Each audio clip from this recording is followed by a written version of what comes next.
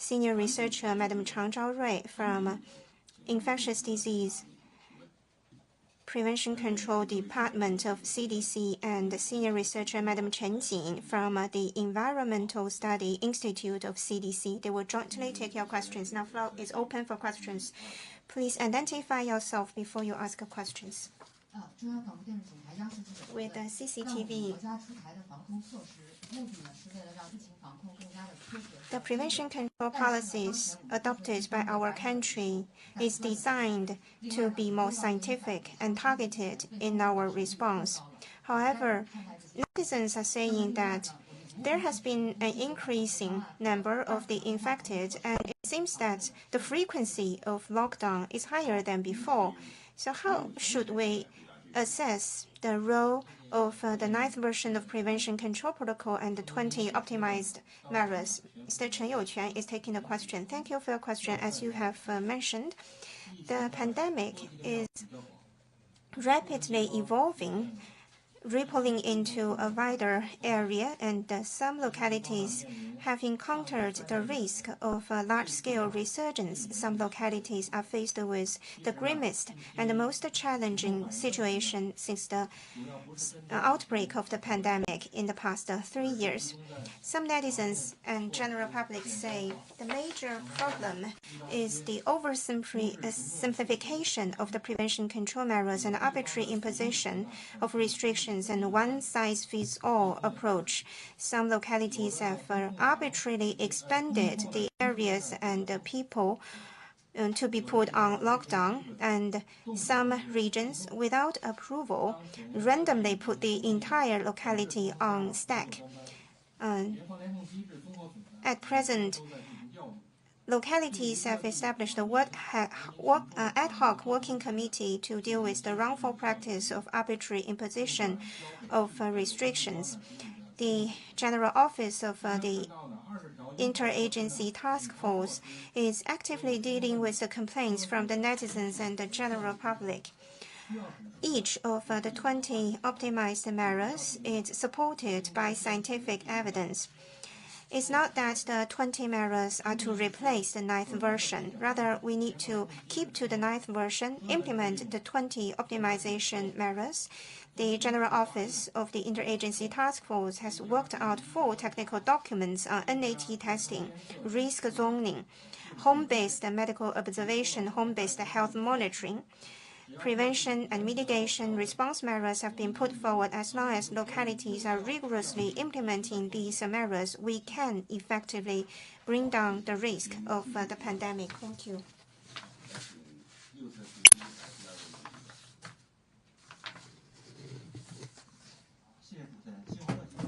With Xinhua News Agency, which segment of the population are prone to the risk of progressing into severe cases based on the existing studies and researches? Madam Guo Yanhong is taking the question. Thank you for your question. In light of the treatment practice of COVID-19, there are several segments of the population that are prone to progressing into severe cases. First, the elderly. In particularly the elderly above 60 years old and the elderly above 80 years old. They are easily prone to become severe cases. Therefore, families and nursing homes with the elderly should pay special attention to the prevention of infection. At the same time, the senior citizens are advised to wear masks, have good hand hygiene, and avoid social gathering. And they are advised to adopt these effective personal protection measures. Second, patients with underlying diseases are more prone to become critical cases. In particular, people suffering from cardiovascular or cerebral vascular diseases, respiratory tract infections, and the chronic kidney failure or oncology diseases. These have reminded us that while we treat COVID-19, we should also pay special attention to the treatment of the underlying diseases of this segment of the population. Third, the unvaccinated population are more prone to become severe cases. We suggest people without contraindications, in particular the elderly who are eligible to be vaccinated, are highly advised to get vaccinated as quickly as possible. Going ahead, we will further improve the building of designated hospitals, in particular the improvement of cross-disciplinary or multidisciplinary treatment and nursing for the effective treatment of severe cases. Thank you.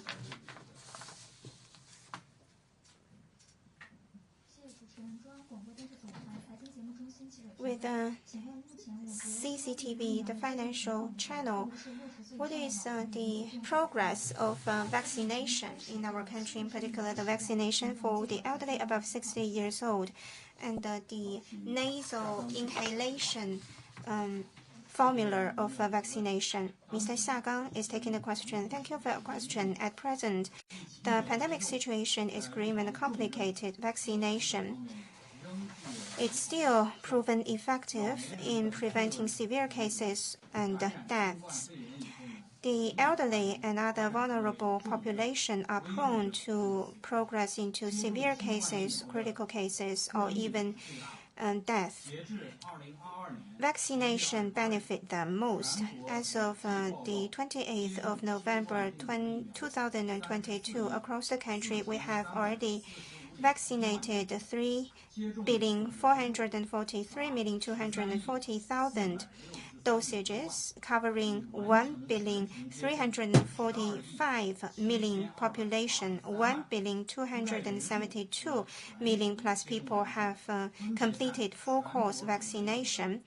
Those vaccinated and those completed the full-course vaccination account for 92.45% and over 90% of the overall population. 811 million people have completed boosted doses vaccination, including 47 million that have received the sequential vaccination. For elderly above 60 years old, 239 million plus people have received the vaccination. 228 million people above 60 years old have completed the full-course vaccination. The vaccinated population of people above 60 years old is over 90% of the total population segment, and 86% and plus have received the full-course vaccination. And for the booster doses, 227 million elderly above 80 years old have received the booster doses, and 23.56 million elderly above 80 years old have completed full-course vaccination. For those vaccinated and for those who have completed full-course vaccination for people above 80 years old, 76.6% and 65.8% respectively of the people above 80 years old, among which 46 million have received the nasal inhaling adenovirus vaccines. The new work plan, in which we are going to take stock the baseline and optimize our services and publicity. Going forward, we will earnestly implement the requirements of the State Council and carefully organize and implement the vaccination work around the country, especially focusing on the elderly population. I also hope those elderly population, especially those over 80 years old, please take your own initiative to vaccinate and protect your own health. Thank you. Okay, please continue.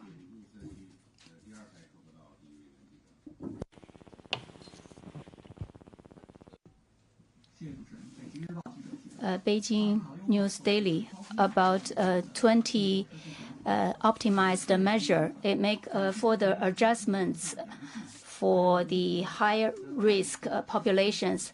If they stay at home, they are being infected. How can you guarantee the protection at home? Thank you for your question. For the high-risky population, according to the 20 optimized measures, for the higher risky population, we are going to have 7 days stay at home isolation, and on day 1, 3, 5, 7, we are going to have 1 NAT test. And according to the requirements, those stay-at-home patients should make regular reports, and if there are any positive case being tested within 2 hours' time, they need to transfer to the designated hospitals or makeshift isolation places. Based on these, we are going to have stringent management to their cohabitants as well as to control the overarching risks. Thank you. Please continue.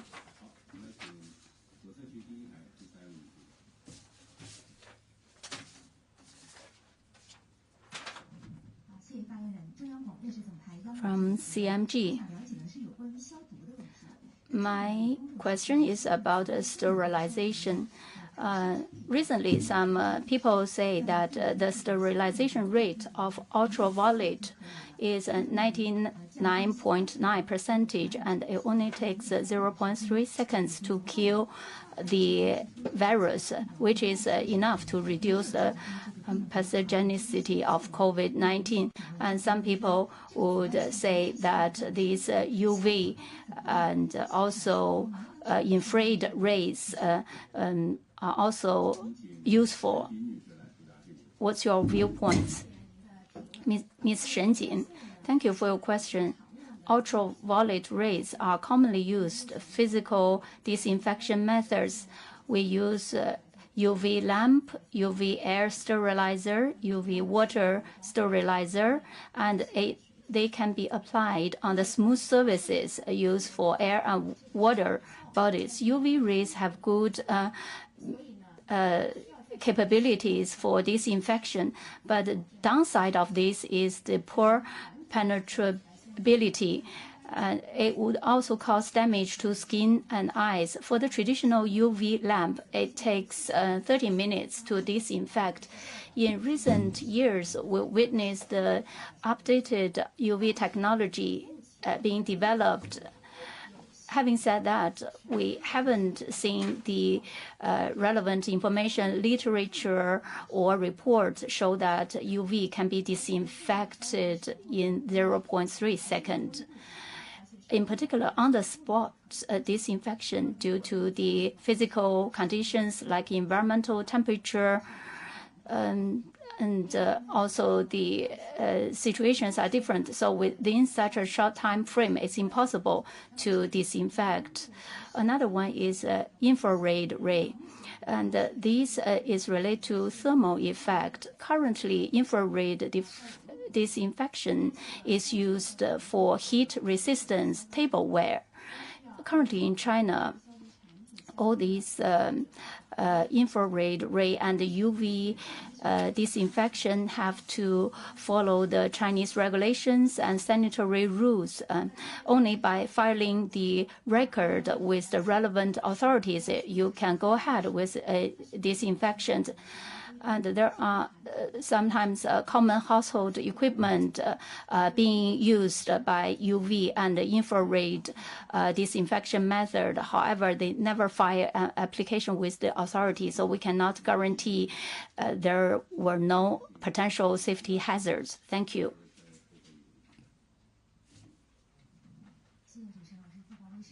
From Phoenix TV, some people worried about when they do the NAT test, there are going to be cross-infection. How can you mitigate such risks?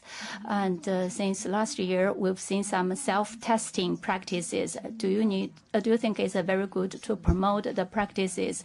And also, currently there are some fake testing reports. What's the measures being taken by the government? Ms. Guo Yanhong, thank you very much for your question. We know that the NAT testing is a very important segment in the NAT testing. So to regulate the sampling procedures and to avoid these cross-infection risks are of vital importance. In particular, on the spot, we have clearly demarcated labels. We have the entry and exit points. All the people engaged should have one-way travel only, and we have very strict regulations and guidelines towards those orders and self-protection while you are waiting in line. And for individuals, while waiting for the testing, you should keep social distancing for more than 1 meter's time and wearing facial masks and follow the local working staff's guidance. Only after the person who is in front of you finish their testing, you can go ahead to approach the physician and the testing people, and do not touch the table and surface of the testing bench. And after testing, you should leave the spot immediately. Indeed, there are some localities and people are doing self-testing of NAT. We should guarantee the efficacy, efficiency, and safety issues on these self-testing, because the standardization and quality of testing and safety of the testing are of vital importance. Even if you are doing the self-testing, the quality is the key. For the self-testing and also for those testing institutions, we have a very stringent market entrance bars. We have also stepped up the regulation and supervision of the third part, the NAT testing institutions. In recent months, Hebei, Xuchang, Inner Mongolia, and Beijing, the health authorities had identified the issues and violations and loopholes in their testing practices. So the penalties are being imposed. Sometimes the individuals are also being punished criminally. And going forward, we're going to further strengthen our requirements and supervision for those institutions providing fake reports. We are going to pursue according to the law more seriously. Thank you.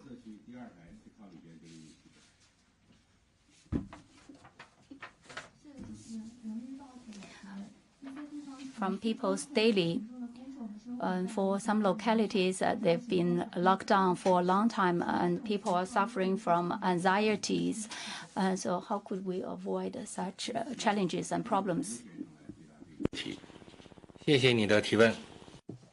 Thank you for your question. Long-term lockdown will not only impact the general public's normal life and work, it can easily trigger anxiety. And such wrongful practices must be addressed and avoided. Therefore, localities should be trained for the better zoning of high and low-risk regions. In principle, high-risk regions is a single unit or even a building, but should not be arbitrarily expanded to a bigger scope. However, given the uncertainty of onward transmission, there can be expansion of the high-risk region at discretion. But this must be based on timely NAT testing results. Lockdowns should be quick. Removal of lockdowns should be equally quick.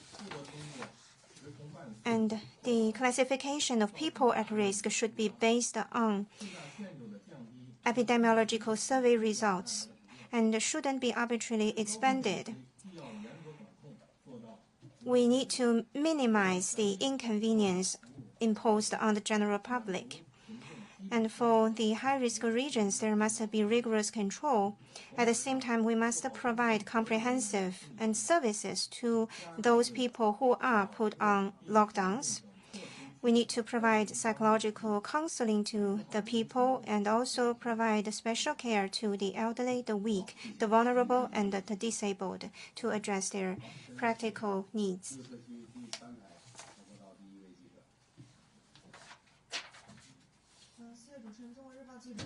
With China Daily, what is the virulence of the Omicron when compared with the original variant? Are there any changes to the pathogenicity in the different variants of Omicron? Madam Chang Zhaorui is taking the question. Thank you for your question. As to the virulence of Omicron, it is a question and the limelight. According to the monitoring data from both home and abroad, Omicron and its sublineages, BA.1, BA.2, and BA.5, including BF.7, BQ.1, and recombinant XBB. When it comes to their pathogenicity and virulence, there has been a substantial weakening when compared with the Delta. The international researchers have shown that mortality and severe cases caused by Omicron have also seen substantial decrease compared with the original variant and VOC. In China, the critical cases and the fatality of COVID-19 has been kept at a relatively low level because of our well-coordinated measures and also the role played by TCM. However, for those with underlying diseases, senior citizens, and unvaccinated, once attracted the Omicron, there is still a certain percentage that may progress into the severe cases. Vaccines are proven effective in guarding against the severe cases. Next question, please.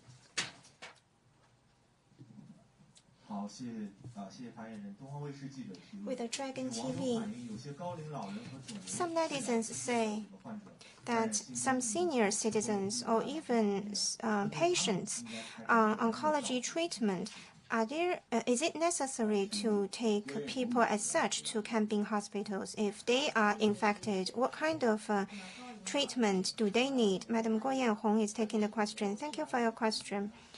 Senior citizens and patients on oncology treatment are prone to progress into severe cases.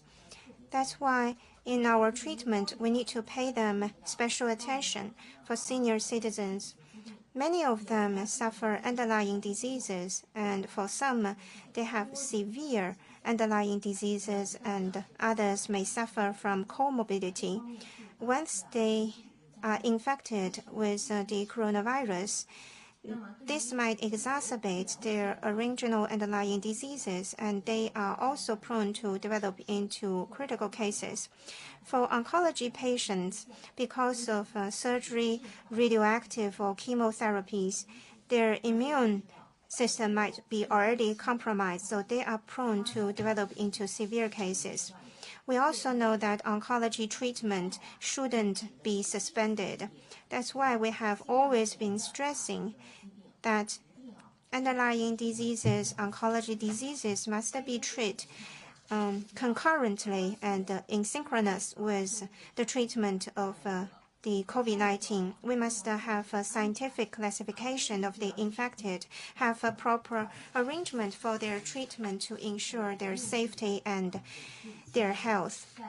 People's life is above anything else. In our treatment, we have always been keeping to the principle of putting people and their life first. We are always people-oriented, and we have been taking scrupulous and painstaking efforts to organize treatment for the senior citizens and patients with oncology to facilitate their early rehabilitation. Next question, please. You can continue with your question. Thank you. With daily economic news, In the current response to the pandemic, the most commonly used disinfection method is the chemical agent spraying. What about those that cannot be disinfected with such a method? Madam Chen Jing is taking the question. Thank you for your question. For those contaminated objects or environments that cannot be disinfected with the chemical agent spraying, we can use other detoxification methods such as closure, sealment, and let it rest.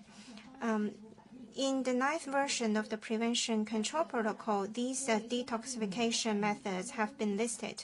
However, on different surfaces of objects and under different ambient temperature, the survival of the coronavirus is different. The severity of contamination also varies. Therefore, we need to carry out specific evaluation on the contamination risk, the natures and features of the contaminated object or environment before we decide what detoxification way should we use, either sealment or closure. Thank you. Next question, please.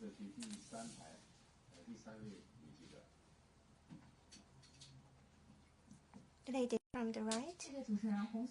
Thank you. With Right Star News. Many senior citizens have difficulties in their mobility. It's difficult for them to move to the vaccination stations. What are the services provided to facilitate their vaccination? Mr. Xia Gang is taking the question. Thank you for your question. As you have rightly pointed out, many senior citizens are physically challenged to move freely. To provide convenience and facilitate their vaccination, in our vaccination working protocol, we have refined service measures for these elder citizens to optimize their vaccination services, including we can carry on some of the proven effective convenience measures, such as the fast tracks, green tracks for the elder citizens, and we have the mobile vaccination vehicles coming to the elderly to maximize their convenience. Localities can also set up teams composed of health professionals with rich experiences in diagnosis, treatment, and vaccination to provide services to the homes of these elder citizens. We must provide painstaking services to the elder citizen, patiently answer their inquiries, pay special attention to their physique. We also hope that by providing more affectionate services, we can better vaccinate the elder citizens. We also ask our friends of the media to mobilize the elder citizens to be timely vaccinated. Thank you. Next question, please.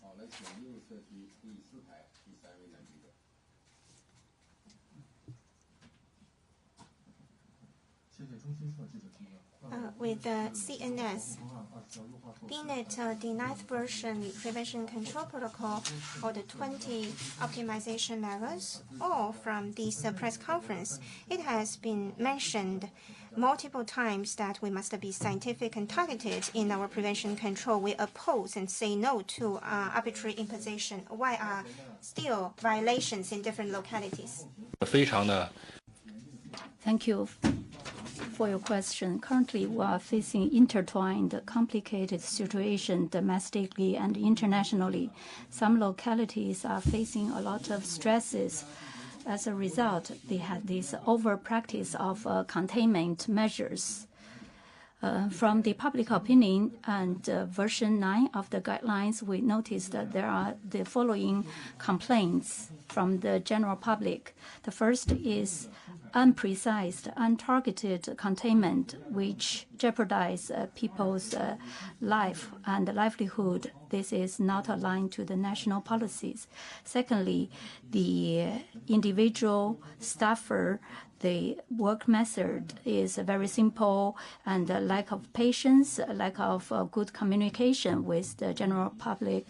Thirdly, in some few localities, the information disclosure is not adequate. So a lot of misunderstandings being caused. In order to resolve this over-practice of containment measures, the local government should shoulder more responsibilities and follow the national unified guidelines. And for those arbitrary school stopping and industry and production stopping, for those activities without any prior approval, we should name the shame, as well as pursue criminal responsibilities if necessary.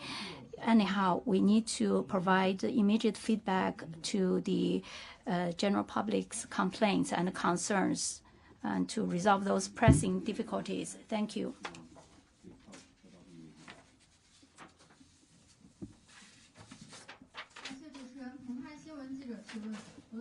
And from the paper, my question is, during the period of home isolation of close contact, what standards should be followed for their co-residents at home, the family members? Ms. Cheng would take the question. Thank you for question. The occupants or accompanying staff of home-based isolation personnel should comply with the management requirements of home-based isolation medical requirements. First, strictly implement the stay-at-home isolation and cannot arbitrarily go out. If there's a need for the urgent medical treatment, then you should make application to the community. Only after the approval, you can go out by using designated personal cars. And there's going to be closed-loop management and separate the rooms and toilet with the family members, and disinfect regularly if necessary. For those elderly staff and high-risky population, they should not be staying together with high-risky populations. Thank you.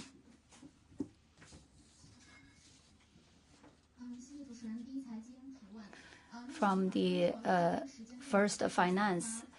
And currently, we face a lot of sporadic cases. Some localities being demarcated as high-risk regions, and some are being identified as low risks. What are the conditions or standards for demarcating such areas? What conditions being met? Then the places would be lifted from the lockdowns.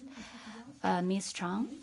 Thank you for your question. According to the 20 optimized measures, in principle, such infected persons' home and workplaces are being demarcated as high-risk areas, and high-risk areas are generally designated by units or individual buildings and cannot be arbitrarily expanded. Other areas are designated as low-risk areas, especially for the area for consecutive 5 days, no positive cases being tested, then it should be regarded as low-risk area. And for those areas satisfying these conditions should be lifted out of the lockdown. 2 more questions.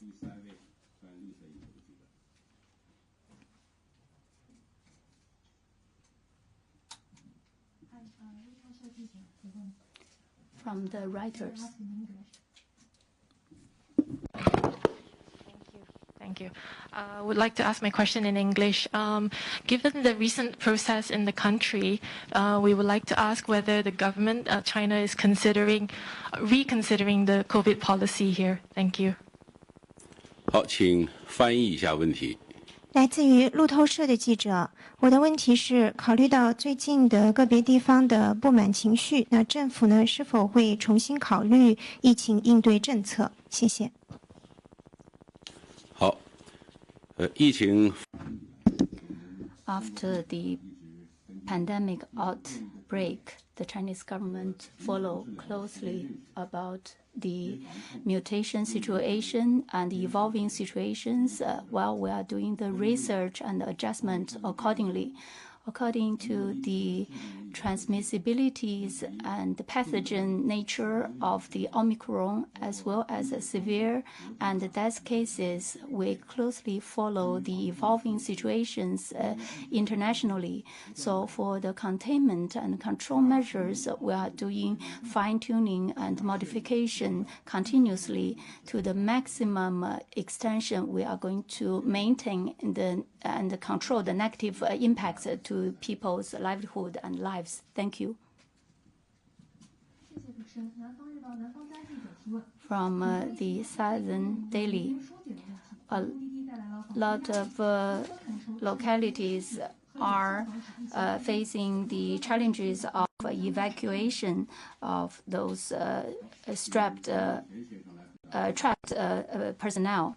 So how can you alleviate this challenge? Mr. Cheng Youquan would take your question. Thank you. I think a reporter indeed studied carefully about these 20 optimized measures in which they talk about orderly and in an organized way to evacuate those trapped people. If there's a huge outbreak in a locality, under the prerequisite of containing the spreading of the cases, we should help and facilitate the evacuation in an orderly way. And for the receiving places and localities, they cannot reject the acceptance of such returnees. And there shouldn't be any strict and over practice of containment measures. And I noticed that there are some loopholes and weaknesses in some provinces and localities. As a result, the cross-region containment is not being achieved. Against this backdrop, the State Council had requested the receiving provinces to test and ask for the NAT testing results and traveling history to curb this spread. And for those provinces and regions haven't successfully contained the spreading of the COVID-19, they should properly and immediately demarcate the high-risk points and places. For those travelers not from the controlled or contained area, their QR code should be strictly checked. And also illegal transferring of passengers by trucks and buses are not allowed.